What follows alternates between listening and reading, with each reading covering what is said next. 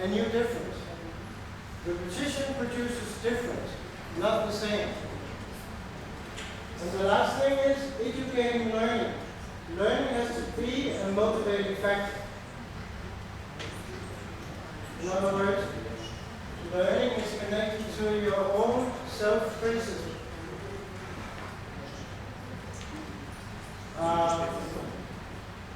The pikeman would say, through working, I challenge myself. I see it as a way of developing myself as a human being. So, creation is connected to this eternal beginning. Craftsmanship combines a sense of the material with cultivating human values. He's actually changing himself while he's in the process.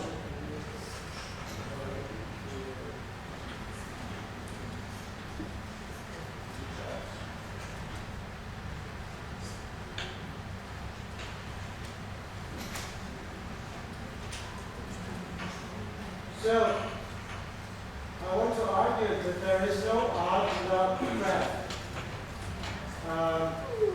Behind the question, what is art or what is craft, there is another question you can ask yourself. What does autonomy mean as an inner force that drives us to work expressively on our own? What is the motivating factor? What is the motivating factor for continuing? You try to ask yourself that question.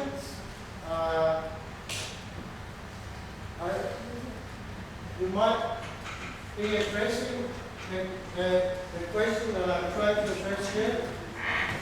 That is the motivational element that actually make you push forward to improve your quality, the product you're going to be looking at. And this is the element I'm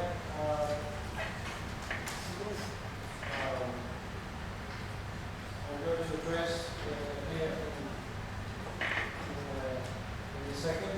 So you can ask yourself, what is your motivation? Is it your own responsibility? Is it the quality of the product? And are you becoming more critical towards what you're doing?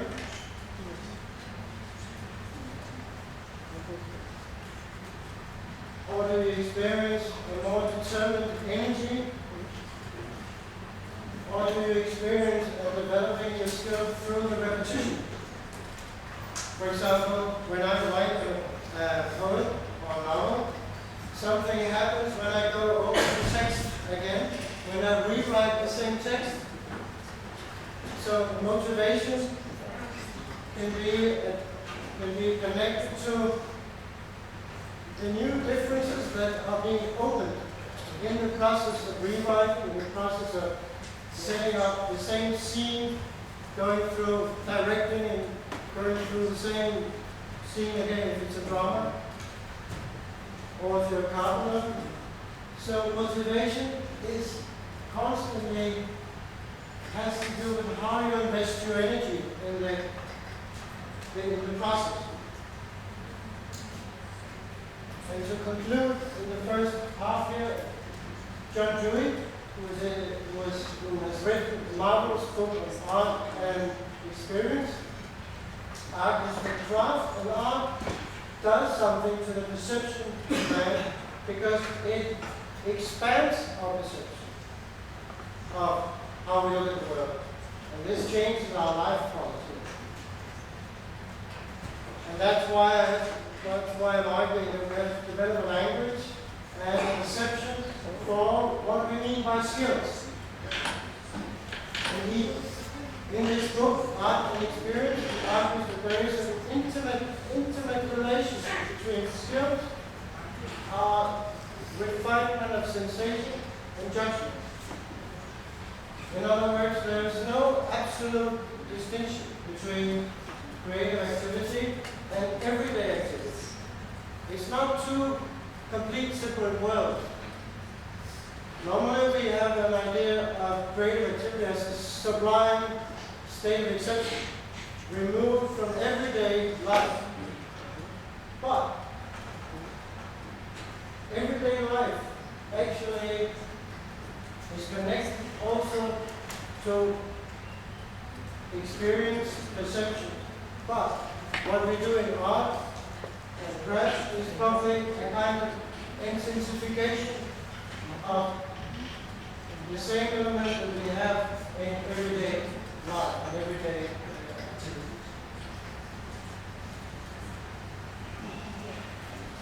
Let's have 5 minutes break, or do you want to continue? To continue. We need the flow. I'll just continue. I will speak in continuation of what I've just been addressing. I want to focus on the concept of failure, the relationship between failure and creativity. And I want to use the case of Giacometti, the Swiss sculptor Alberto Giacometti.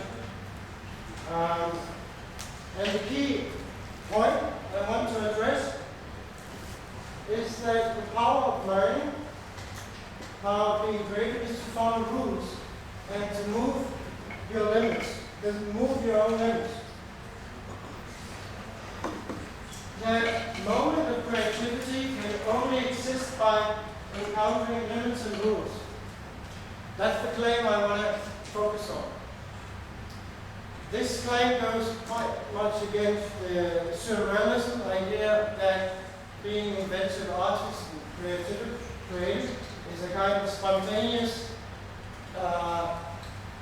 sublime inspiration that comes from inside and does just burst out. What I want to argue is that creativity and being in the process of being creative is very much a kind of process where you are encountering your own limitations.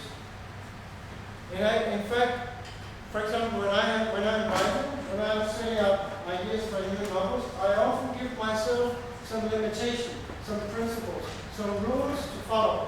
And in fact, the rules and the limitation works as a trampoline. You know what a trampoline is?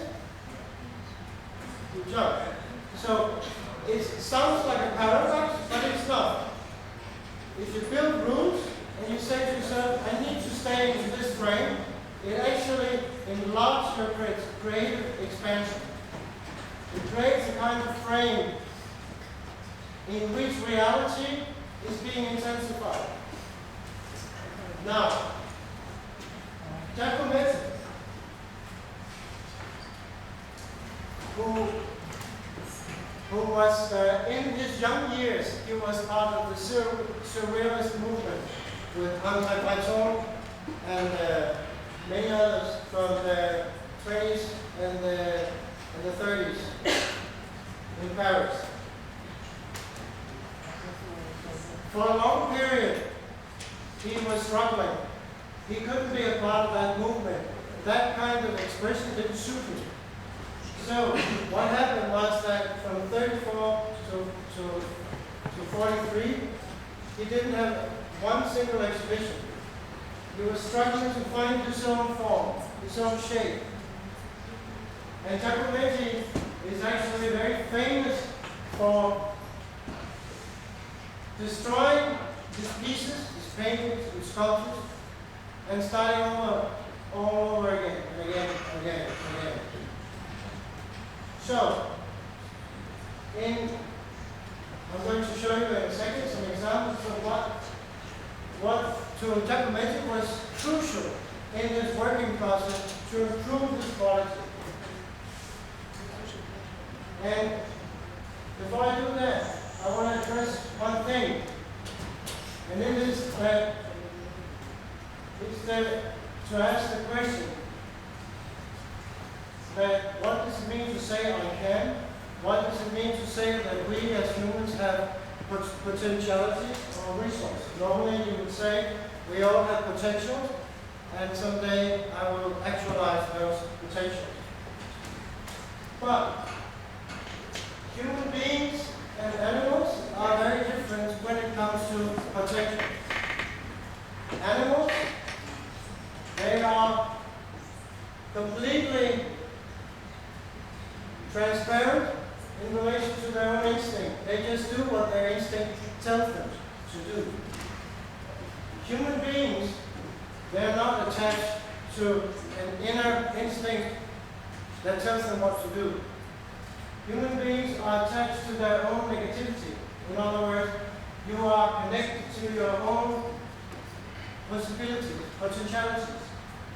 In other words, human beings are the only creature that can sort of abstain from what it is doing.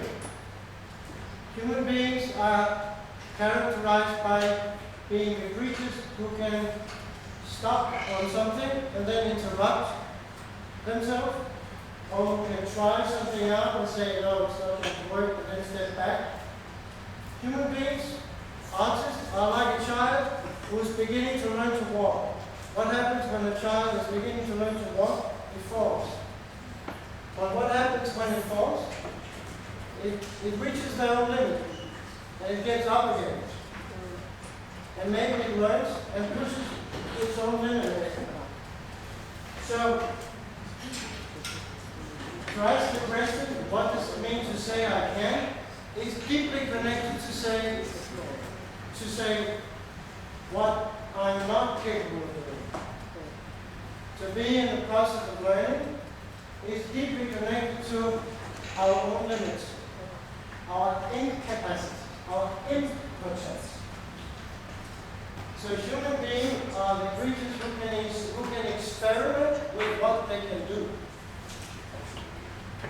They can reflect about their own limits, and it is exactly this experimentation that pushes forward our own capacity. So to create something new is not just connected to an inner resource or some kind of hidden potentiality. It is connected to how we experience, how we experiment with our own incapacity, impotence, impotentiality, as the Italian philosopher Giorgio, who is one of the most world-famous philosophers, who's written marvelous books on these things, says at the very core, at the very heart of potentiality is impotentiality. At the very heart of life is darkness. Human beings only learn and improve themselves by going in darkness. Light will only shine if you go through darkness, if you go through the fate of what you are not capable of doing, to push your own limit. So,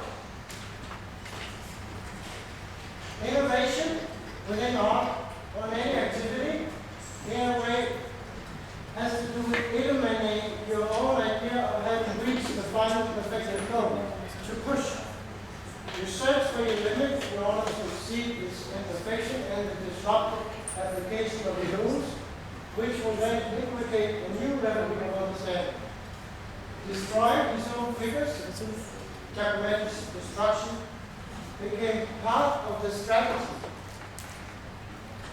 of innovation. This is important. Destroying his own figures. In fact, this method could be seen as one big attempt to destroy the idea of perfectibility, to eliminate the sense of perfection and to obstruct its own fulfillment. This would be a way to understand the engine in creativity. Carnera says, I have no interest whatsoever if a work has succeeded or not. What has failed is much as interesting as what has succeeded. And rather than to exhibit what is safe, one should choose the failed one. If this works, then the best probably also will work. If one chooses what appears to be the best, it is only an illusion. What is less good that hasn't achieved the proper integrity lies somewhere else and exists even as one doesn't show it. Looking carefully, one sees the weakness even in the best kind of work. Therefore, one should begin at the very bottom. And to begin at the very bottom is very much reflected in the art historian David Sylvester's nice phrase. He says, Giacometti proceeded in traditional fashion from Spanish to finished work, at the same time aiming to give the finished work the vitality and directness of a spontaneous production. Documentus sustains spontaneity, leaves no room for distinction between preparation and execution. So there is no distinction between these two elements. In fact, it is a constant experimentation between the relation between preparation and execution. And that's why destruction or elimination is a way of understanding his own creativity. I understand that in order for him to be able to see what was before him vividly and as though for the first time, it was necessary at any given moment for him to doubt his ability and to call into question not only what he was doing, but everything he had ever done. This is a statement by John Lord, who was a model to several of Documentus' famous figures. So it is this idea of doubting your own capacity while you are doing it that pushed the idea of your own limit, and pushed the idea of his own limit. And this goes back to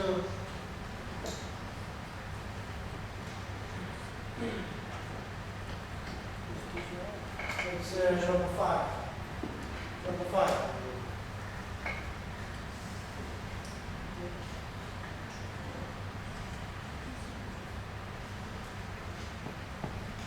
And this goes back to my statement, the art of inquiry.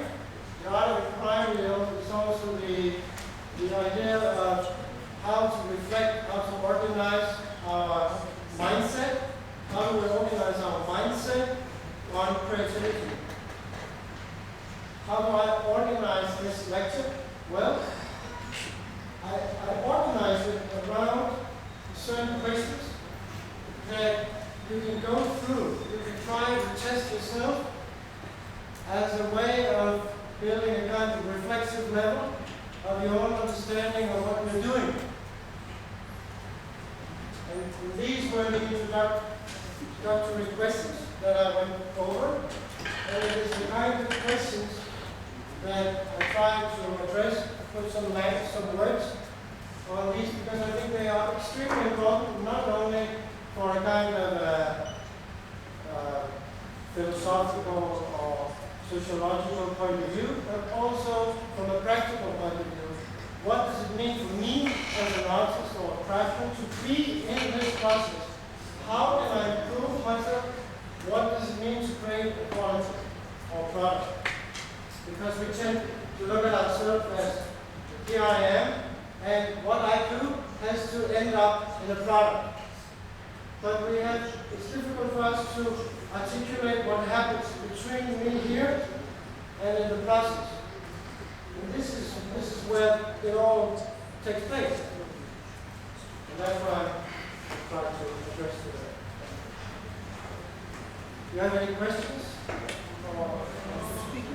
No?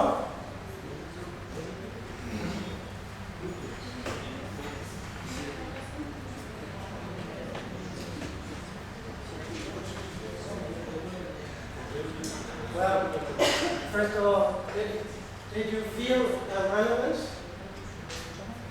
Did you feel a kind of relevance? And these are the problems that we discuss in everyday basis as well. So this is the problem that they are confronting always. The problem of learning, how to learn, and the ability to continue. Exactly. That's the solution that's the way we practice as well. Exactly.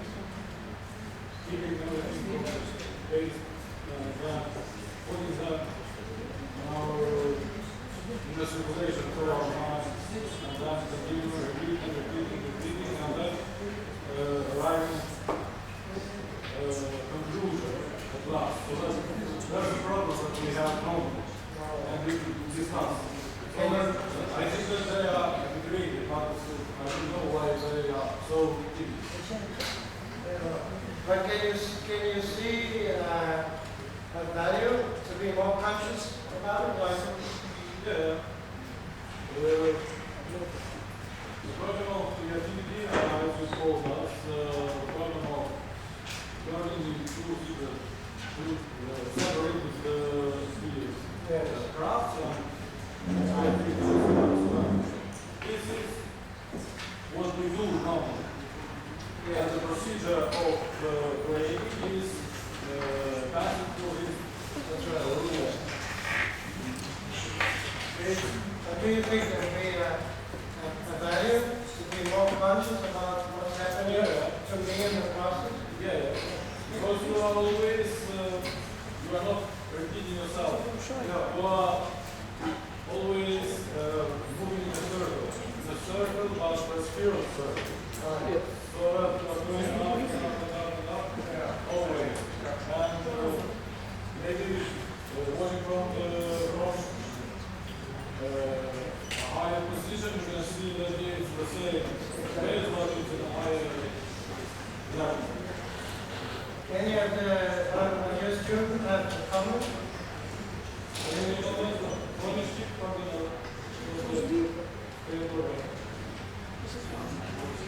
They can feel well, I hope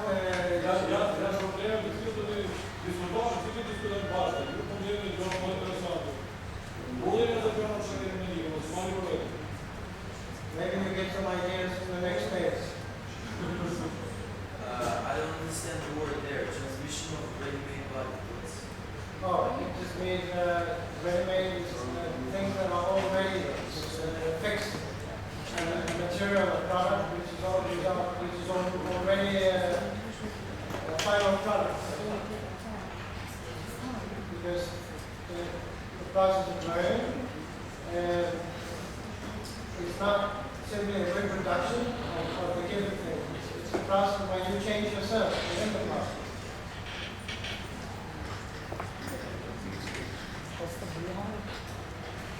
But the slide and the reading list will be available for you through the teachers, so you can do your own inspirational study, whatever you want. It's no problem for me to also want to take more time for any of these questions. You shouldn't be shy. I'm not like it.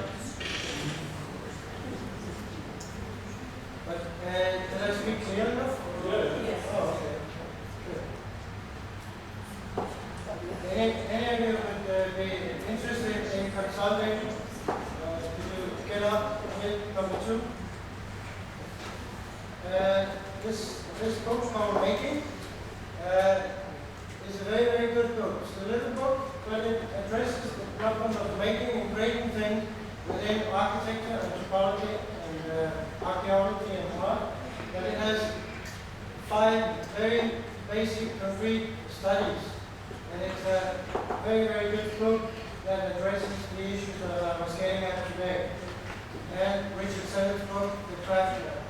I think you would have great inspiration and value in incorporating or having a reading group for some of these books, 2 books in the art school.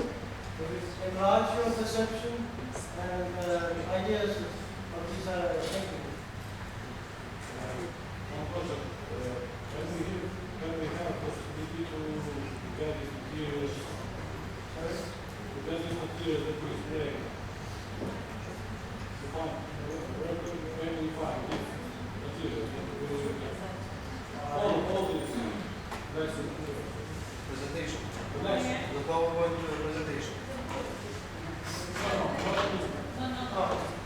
The lesson. When we find somewhere this lesson, Okay. Yeah. Part of it, I read the lecture on creativity and rule and ethos in Copenhagen in article. Yeah. But I have to read them. Okay. So let me. Yes. It's called.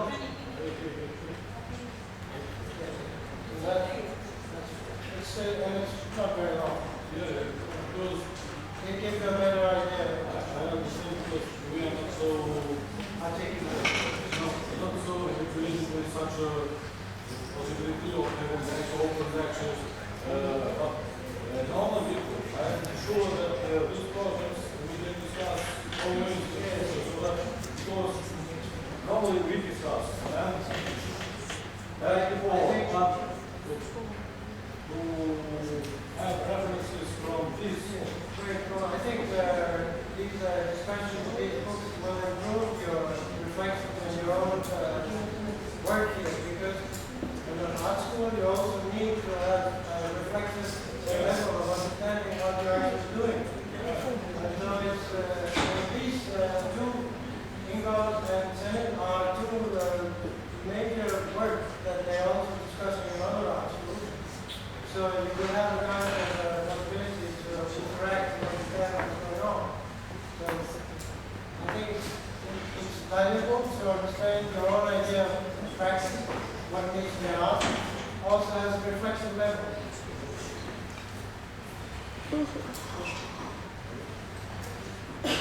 Okay, thank you.